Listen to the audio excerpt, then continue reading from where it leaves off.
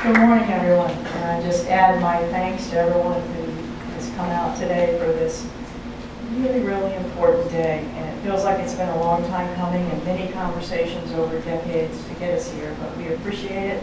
And this is what we hope to be a beginning conversation that will continue. I was recently in California, and if you want to appreciate what we stand to lose, you need to go to California. And just to tell you how bad it was, we were forced to drink wine because there was no water. and not bad wine either, the good stuff. So we don't want to go there, people. But we thank you for coming and hope you enjoy the day. It is my real pleasure and privilege to introduce Dr. Richard Spurill. He has asked me to not go through his entire bio because we'd be here forever, and because of his poor planning, his slideshow's too long. But no, he has much to say that we need to hear. And I think by way of introduction, I will simply say that I don't believe there's another person in North Carolina who knows more about our aquifers and the history of our groundwater resources and the state of our resource and what we need to do to plan for their sustainability.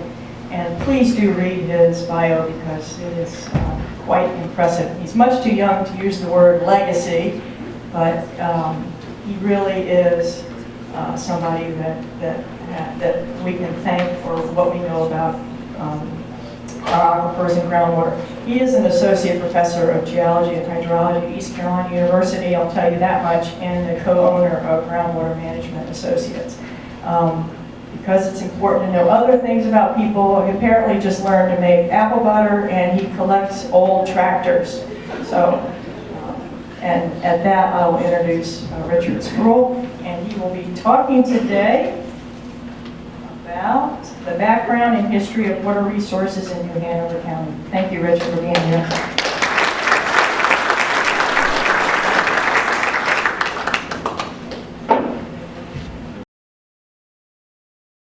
Real pleasure to come down and speak with you about what I've learned about the groundwater resources here in this region, and I would like to especially thank all the people in the room to give me an opportunity to work on their wells. Here's an example of a well drilling rig. It's never going to work, and I don't know if you can see that right there, but that's a drill bit, and that drill bit is about this wide, and so when we talk about the kinds of wells that we drill to supply water for you, we're talking about very large-scale drilling operations that are very technically difficult in many cases because we're drilling often deep and requiring really large drill rigs that we're really putting big pipes into the ground to significant depths, so sometimes it's hard to figure out what's going on down there. I had promised that what I would do is a Geology 101 and just kind of give you an introduction and get you thinking about aquifers by pointing out that almost without exception there are no lakes of water or rivers of water or streams of water underground. The water that we're talking about when we talk about groundwater occurs in the pore spaces. It occurs in the pore spaces between grains of sand, silt, and clay, as illustrated here. We don't have any of this stuff called granite except at great depth beneath us here in this part of the state. Occasionally we'll see limestones. A good example of that's going to be this thing I call the Hayne limestone that will have some relatively large openings, but we don't have any significant caves or large bodies of water underground beneath our feet here in this area. So what we have is water in pore spaces between grains of sand and silt and clay, and we can get the water out of the sand pretty nicely. And then we have at our disposal in some parts of the state this thing that we call limestone, which was formed in the sea about 40 million years ago in this area. And so if you were to go right outside this building and dig a hole in the ground, you could dig a hole maybe 5, 6, 8 feet deep, and the hole would fill with water. And if you were to look down in that hole, you could imagine that if you extended that water level out in all directions, that would be the water table. You might see that out on the old homestead, you know. There's a big well and a house on top of it and a pitcher or a bucket there. As a general rule, we use this part of the groundwater system early on because we didn't have the ability to drill. Starting in the 50s and 60s, we learned how to drill deeper holes like this particular hole, and I'm really referring to that one. And we drill down into deeper layers that are overlain by clay, like in this case a limestone overlaid by clay, and we get into these deeper aquifers that geologists call confined aquifers. We used to call them artesian aquifers, but the aquifer is confined by the presence of clay. And so when we drill into them, the water line rises up above the top of the aquifer. There's the top of the aquifer right there. And the water rises up close to the land surface. And as a general rule, the water quality down here is pretty good and better than the water quality up here. And so we like these deep aquifers because there's more water in them often, and the water rises closer to the surface, and it's easier to get up to the surface and treat and drink. So we like these things called confined aquifers. So today I'll just confine my comments to the deep parts of the groundwater system and the confined aquifers. Here's a really classic figure that you see all the time that depicts what happens from about I-95 over here in North Carolina. That'd be about right there, I-95, out towards the coast. And you could just imagine any line that you drew across the coast from I-95 out towards the coast and lift up the earth and look at it from the side. Here's what you see. Down there at depth, there's something we call the bedrock. And the bedrock comes up to the surface, and it's at the surface everywhere west of I-95 as a general rule. So over in Raleigh and over into Charlotte, we see this stuff called the bedrock. And those are the hard rocks, the igneous and metamorphic rocks. And they exist down here. They exist down here beneath this thing that I call the coastal plain. The coastal plain then exists above the bedrock surface. There's the bedrock, and those are those old rocks down there. And sitting up on top of it are a whole series of aquifers, and I'm going to take a second to go through them and tell you why this is important.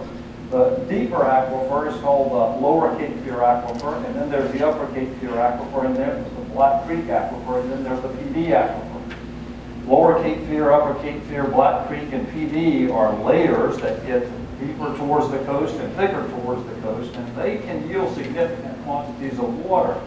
They were formed during the Cretaceous time period, so we call them the Cretaceous aquifers. Sitting on top of the Cretaceous aquifer, right up here, is a really important one. And notice that it dies out as you go west. It doesn't extend all the way over to I-95. We call this big aquifer, it's pretty thick, and it gets deeper and thicker towards the coast. We call it the Castle Hayne aquifer system. It's named for the little town of Castle Hayne, just north of Wilmington, as you well know. What's also important about this diagram, I heard Rick Catlin mention that there's a boundary naturally occurring in the subsurface called the saltwater-freshwater interface, and I'm going to turn and show it here. It's that green line. And the boundary between the that line is the boundary between fresh water over here in these aquifers and salty water over here in these aquifers. And so what I would like for you to know in terms of a take-home message is we have some old aquifers, 200 million years old, called the Cretaceous aquifers, and then we have this young aquifer called the Castle Hayne. It doesn't extend very far to the west. And we're real concerned about the position of the boundary between salt water over here and fresh water over there, especially in coastal areas. Okay, moving right along. So those are that's that word Cretaceous aquifers, and we can put a well in the Cretaceous aquifer like that one, and we can draw the water. We like the Black Creek and the Upper Cape Fear aquifer. It has exceptional water quality. There is the Castle Hayne aquifer, and it's one that we'll talk about for this region, and we can put wells in the Castle Hayne aquifer, but we have to be careful so you not to put them too close to the salt water or freshwater interface, because we can draw that salt water into the wells. So I'm going to say a few words about the Cretaceous aquifer, just a couple of words. If we put wells into the Cretaceous aquifers and we pump them too hard, what we discovered is that since we were pumping them so hard from Greenville to Kinston to Jacksonville, that the water levels were falling at a really alarming rate.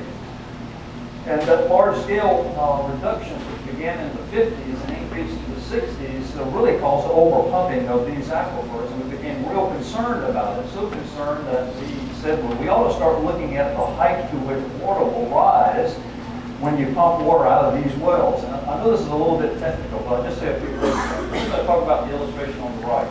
Now, there's that confined aquifer down there with clay, and there's clay on the top right there, and it gives out this pattern. When I put in a well, the water would rise all the way up to that blue line. But if I start pumping water out of it, we lower the water level near the well in a cone of depression, and we ought to be able to map that cone of depression and see how bad it is. And if it's big, then we ought to be concerned.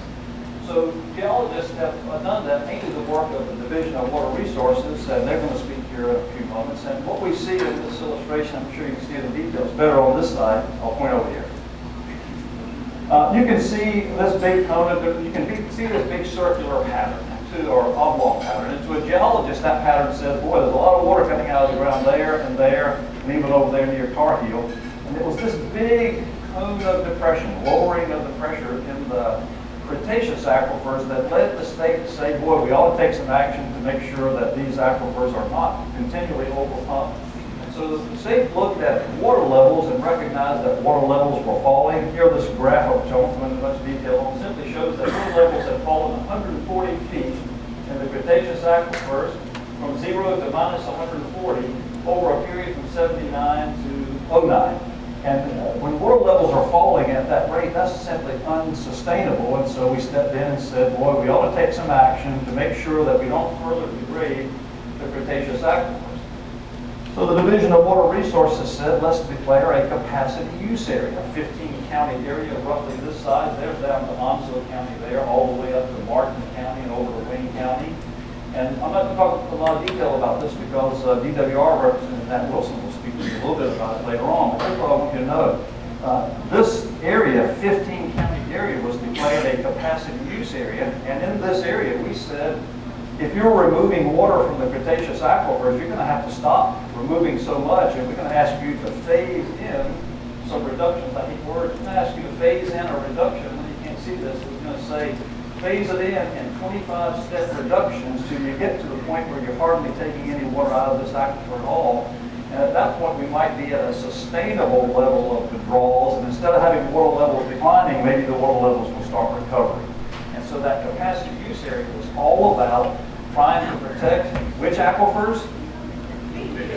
The Cretaceous aquifers. Now, the capacity use area also has built in it some reporting requirements for people who take water out of the Castle Hayne aquifer, but it doesn't require that we stop removing water from the Castle Hayne. So it's a comprehensive program aimed at regulating all of the groundwater systems within that 15-county area.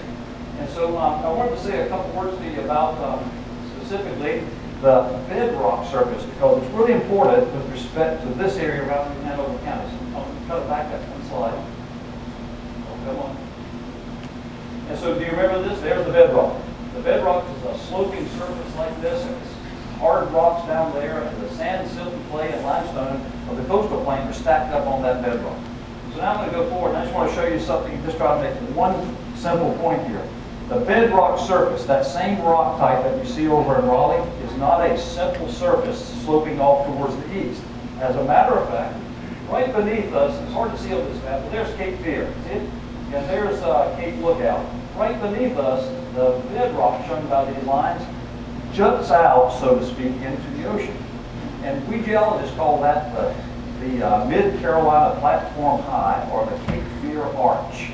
So here's the point I'll just try to make. The Mid-Carolina Platform High is this feature on the bedrock that looks like this. So the bedrock is sloping off towards the ocean, and you guys are in the ocean, and the Mid-Carolina Platform High looks like this. It's an upfold in the bedrock.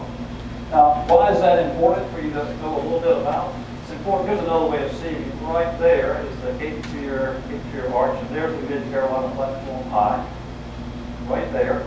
And so right through Wilmington is the Cape Fear Arch, and the Cape Fear Arch has sort of been this high area throughout geological time.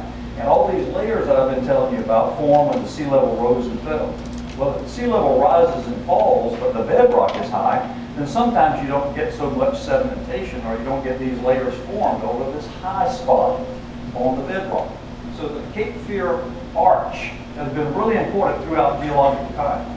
So I found this particular illustration done by a geologist that shows the Castle Hayne aquifer. Remember which one that is? That's the shallow one that pinches out. And I went in and I colored it yellow on this map. And so you got to recognize that this is an oriented slide. So north is this way, and there's Wilmington right there. And the Cape Fear Arch runs right through there. Notice this. If you want to find the Castle Hayne, you can find it roughly in this area. And you can find it roughly in this area. So what's true about this area? It's not very thick and not very continuous because of this thing called the Cape Fear Arch. I just kind of want you to know a little bit about it, that there's this feature down there that changes the way the aquifers look in this particular area. moving along.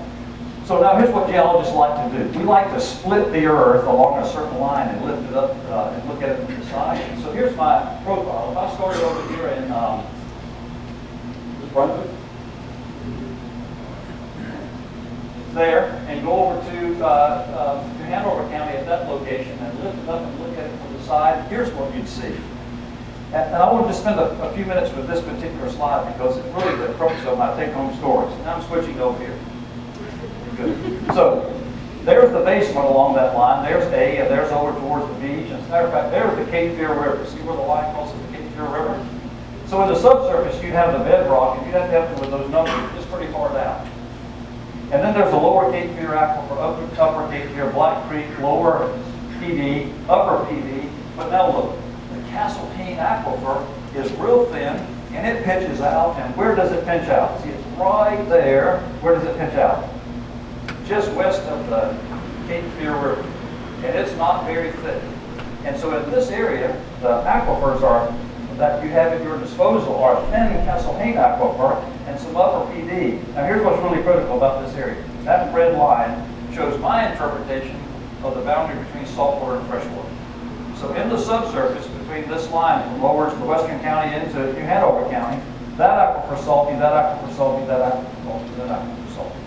And so historically what we've used here in New Hanover County is the Castle Hayne aquifer. We drill wells into the Castle Hayne aquifer, and then we drill wells into the upper PD aquifer, and that's been our sustainable source of water in Hanover County over the years. Mike Richardson and others from Cape Fear are going to talk about the withdrawals from the Cape Fear River above Lock and Dam, and I'm not going to talk about surface water. I'm just going to restrict my conversation to the groundwater resources, which have historically come from the Castle Hayne and the upper Cape Fear aquifer. Sorry, upper PD aquifer. Got it so far? So I don't want this to be a gloom and doom story at all, so I want to point out to you that there's so much water down here that it's just absolutely astounding. There's so much water in these pore spaces down here, and it's available to us for the future. We just have to take the salt out of it. That's not a big deal. So I want to just show you a couple of things. Division of Water Resources is fond of making these maps, which I really like, and these maps show for different aquifers where the salt water and fresh water is in the subsurface. For example, there's the Black Creek Aquifer map, and there you are, we're in Wilmington right there. And in pink, this map shows that everything down there is salty, and in yellow it shows that we're in what's called a transition zone, and in green it shows that we're in the fresh parts of the aquifer for the Black Creek. So according to that map, the Black Creek Aquifer should be salty here, and I believe that it is. Okay? So now going forward, here's one for the Castle Hayne aquifer, and notice this. See, the Castle Hayne doesn't exist over here, it only exists over here, where you have these color patterns. There you are in Wilmington, so notice that the Castle Hayne doesn't extend very far inland. So it's not a great thick resource for us. But this particular map shows that the Castle Hayne aquifer should be fresh here and marginal over here and salty over here. Well, I want to show you how this whole process works. So I made this cartoon. And this cartoon shows an aquifer inclined off towards the right and an estuary or a river on the left that could be the Cape Fear. Do you see it? So the aquifer is right there, and there's a clay layer, and there's a river that's cut down in the pass pretty deep, and there's the land surface. And now here's this boundary between salty water over here and fresh water over here, and we define it at 250 parts per million right there, and that's that line right there. So here's what geologists do. We take that line and we extend it up to the surface where it touches the top of the aquifer, and then we run it across the land surface.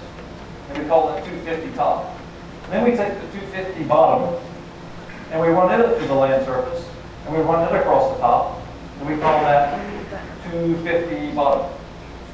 And then geologists say, okay, if you drill a well over here, right there, the water should be fresh.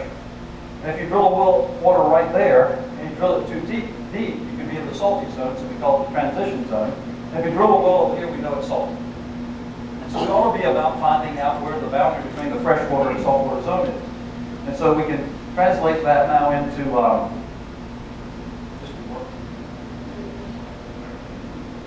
we can translate that into a surface map that shows over here if we drill into the Castle Hayne, it will be fresh, and here it will be salty in depth, and here it's already salty.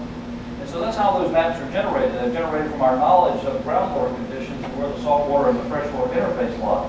But what happens if we were to go over to this aquifer close to the river And the river is salty as the Cape Fear is salty below the dams, and especially when high tides occur and storms blow in, and the river's salty.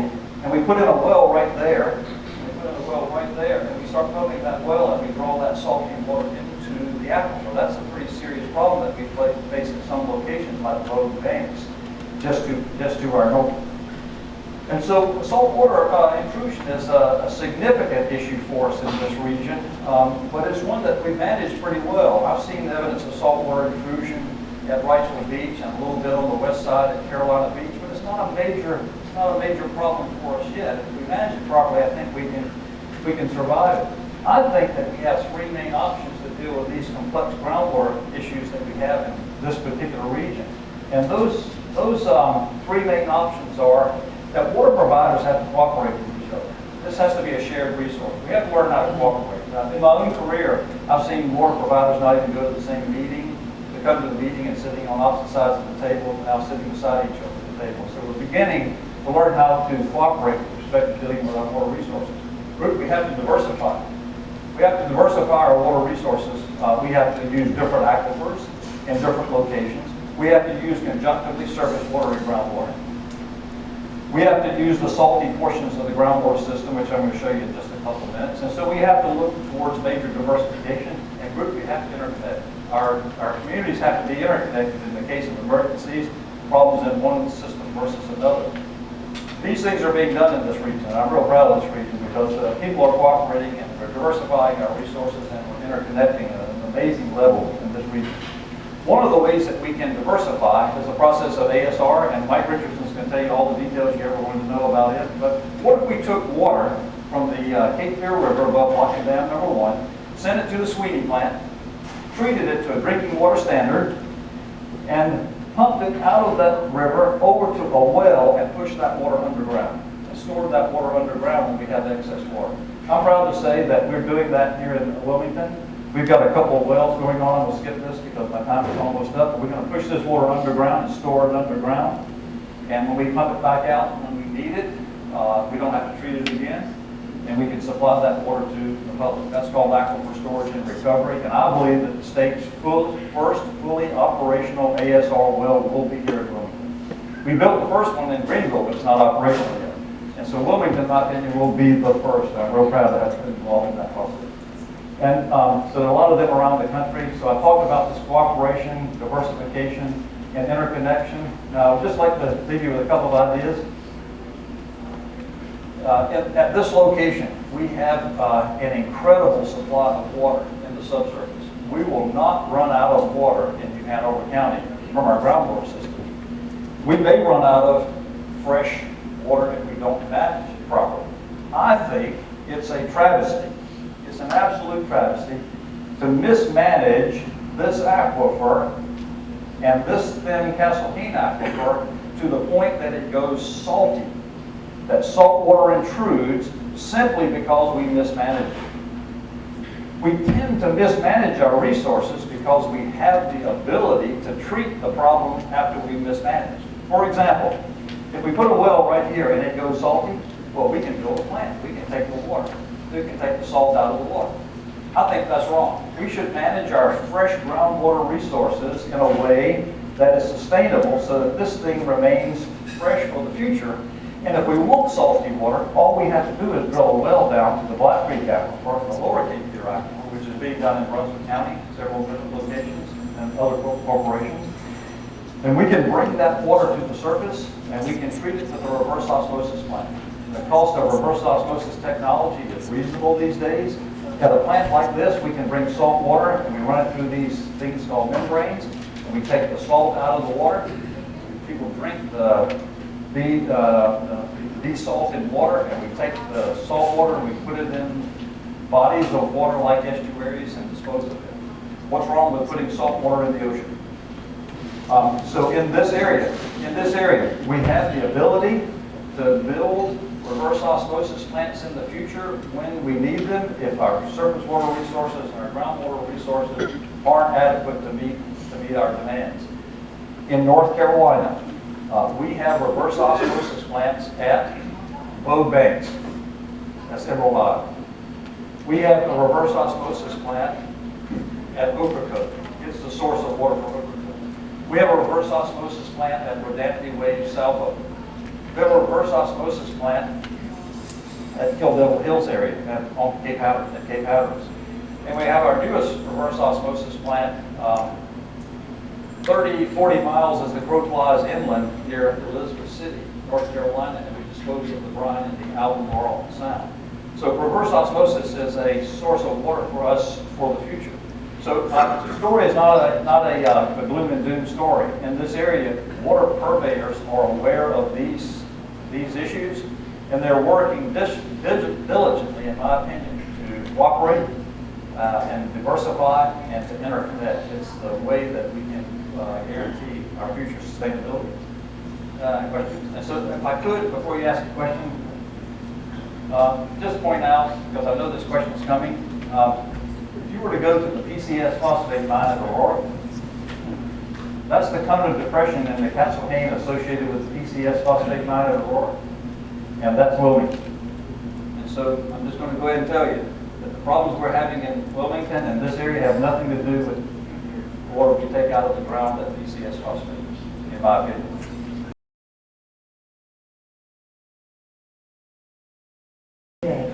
Valerie Robertson. To what extent does local rainfall replenish the aquifers directly beneath us? Yeah, so it's a great question. There's a fellow up at NC State named General, who's a very well-respected professor there. He's determined that the age of water down in the Cretaceous aquifers in the central coastal plain, like Greenville and Kinston, is about 20,000 years.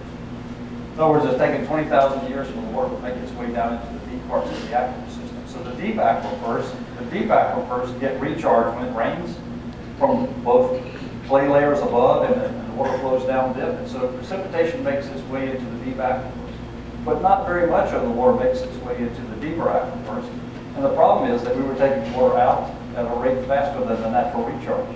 The shallower aquifers, like the Castle Hayne, respond pretty quickly to recharge events. And in my opinion, a lot more water flows into the Castle Hayne, for example, here in New Hanover County from precipitation than the amount of water that makes its way into the deeper parts of the aquifer system. So capturing that water, I hope this maybe is where you were going to, making sure that we don't do anything to hasten the flow of water across the land surface and get rid of it, and to do everything we can to promote natural recharge of our aquifers is what we ought to be doing.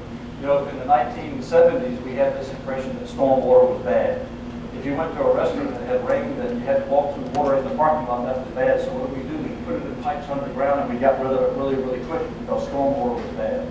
And now we know that we ought to retain that storm water in stormwater retention ponds next to the restaurants and hotels and so forth, so that water can infiltrate into the subsurface. It's awfully important, and it's the recharge source for our aquifer system. Thank you. Good morning, Mike.